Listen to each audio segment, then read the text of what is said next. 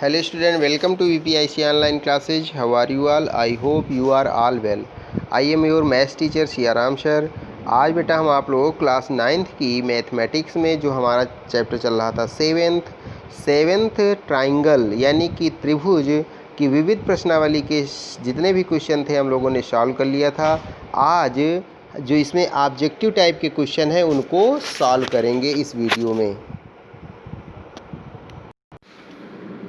तो इसमें objective type यानी बहुविकल्पी प्रश्न देखिए दिया गया। निम्नलिखित प्रश्नों में से दिए हुए 4 विकल्पों में से सही उत्तर चुनिए। निम्नलिखित में से कौन सी त्रिभुजों की सर्वांग क्षमता की एक कसौटी नहीं है, यानी सर्वांग क्षमता की का क्राइटेरिया कौन सा नहीं है। 3 होते हैं और इसमें से कौन सा नहीं है वो हमें बताना। देखिए साइड एंगल साइड है ना, मैंने आपको बताया था अगर मान लीजिए दो साइड क्या हैं इक्वल है तो उनके बीच का एंगल भी इक्वल होना चाहिए। तो इक्वल है तो वो यस ए एस सर्वांग क्षमता कहलाता है। ठीक है, तो यस ए एस भी है यानी कि भुजा कोण भुजा। उसके बाद ए यस ए, अगर मान लीजिए दो एंगल इक्वल हैं तो उनके बीच वाली साइड यानी जिन पर वो कोण बन रहे हैं तो वो भुजा बराबर होनी चाहिए। तो ये भी सर्वांग क्षमता की कसौटी है। उसके बाद फिर यस यस ए साइड साइड एंगल यानी कि दो भुजाएं बराबर कोई एक कोण बराबर है, तो ये सर्वांग क्षमता की कसौटी नहीं है। इसलिए ये हमारा जो ऑप्शन सी है ये सर्वांग क्षमता की कसौटी नहीं है, इसको प्रदर्शित करता, अर्थात हमारा ऑप्शन सी सही होगा इसमें का। ठीक है, इसके बाद फिर बेटा नेक्स्ट क्वेश्चन पे आते हैं। Question number 3। क्वेश्चन नंबर 3 में दिया गया है कि एक त्रिभुज ABC में AB इक्वल टू AC और B इक्वल टू 50 डिग्री, तब C का मान किसके बराबर होगा। 4 ऑप्शन दिए होंगे तो इनको सॉल्व करेंगे। देखिए दो भुजाएं बराबर हैं इसलिए ये समद्विबाहु त्रिभुज होगा, आइसोसेलेस ट्राइंगल होगा। तो AB बराबर AC, कोण B बराबर कितना 50 डिग्री दिया गया है। ठीक है, इसके बाद त्रिभुज में समान, अगर मान लीजिए दो भुजाएं बराबर हैं तो उनके सम्मुख कोण भी आपस में क्या होते हैं बराबर होते हैं। तो दो भुजाएं यहाँ पे बराबर, तो ये B वाला 50 तो C वाला भी 50 डिग्री का हो जाएगा। तो यही हमसे पूछा गया कि कोण C का मान कितना होगा, तो ये B आंसर सही होगा यानी B।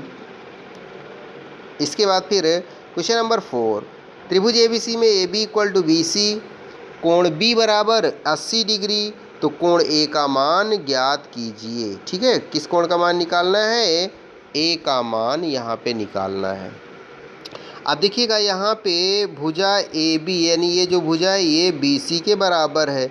अब दो भुजाएं बराबर हैं तो आप लोग जानते हैं कि त्रिभुज में समान भुजाओं के सम्मुख कोण आपस में बराबर होते हैं। अगर ये मान लीजिए 30 डिग्री है तो इनके सामने वाले ये दोनों कोण आपस में क्या हो जाएंगे बराबर हो जाएंगे, यानी कोण C ये वाला कोण और ये वाला कोण आपस में क्या हो जाएगा बराबर हो जाएगा।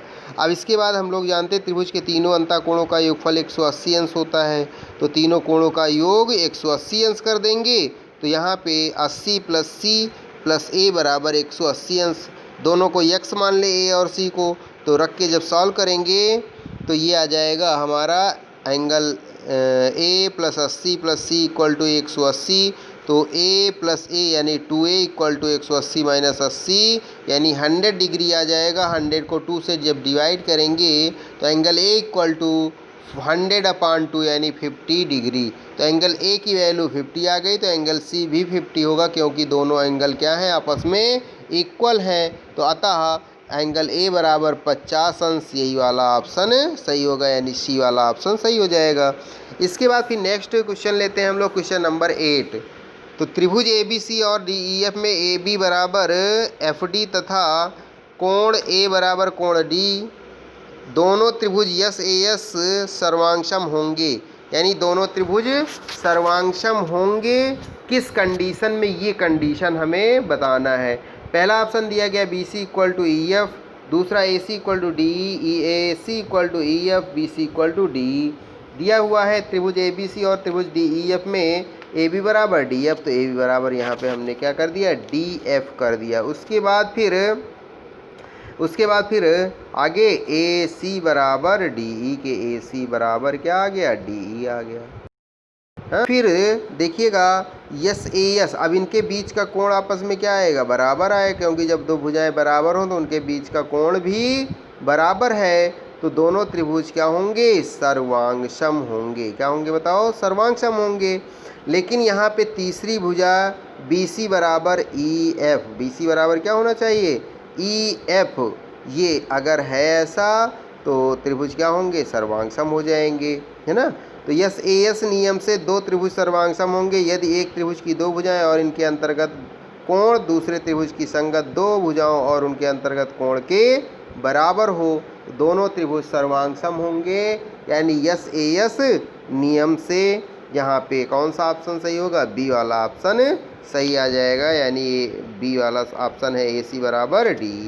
इसके बाद फिर बेटा देखिए, इसमें जो आप लोगों ने क्वेश्चन सॉल्व किया है ऑब्जेक्टिव टाइप में, जितने आपने 7th चैप्टर में पढ़ा है, एक्सरसाइज 7.1, 2, 3, उसी से ऑब्जेक्टिव क्वेश्चन आपको यहाँ पे बना के दिए गए हैं। जैसे त्रिभुज की सर्वांग क्षमता के 3 रूल बताया था, 3 सर्वांग क्षमता की कंडीशन थी, उसी में से कंडीशन कई बार यहाँ पे देखिए ऑब्जेक्टिव टाइप में आपसे क्वेश्चन पूछे गए हैं। तो आप लोग इन सर्वांग क्षमता की कसौटियों यानी क्राइटेरियों को अच्छे से तैयार कर लीजिए, थ्योरम को तैयार करते रहें, जिससे कि किसी भी प्रकार की कोई समस्या ना हो किसी क्वेश्चन को सॉल्व करने में।